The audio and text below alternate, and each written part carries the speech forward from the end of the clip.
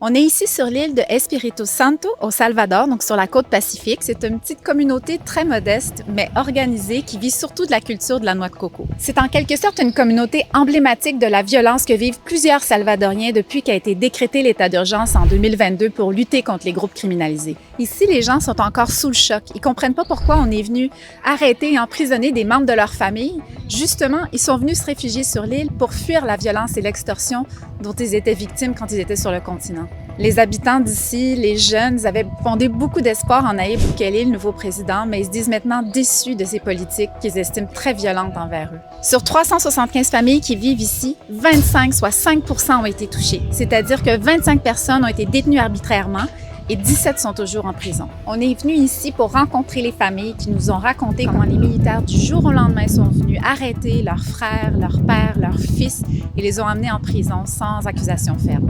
Ils étaient terrorisés au début, mais aujourd'hui, ils se tiennent debout, ils ont décidé de parler, de ne plus se cacher et ils luttent pour faire libérer leurs proches. Pour en savoir plus sur ces histoires très touchantes, lisez nos reportages sur toutes nos plateformes.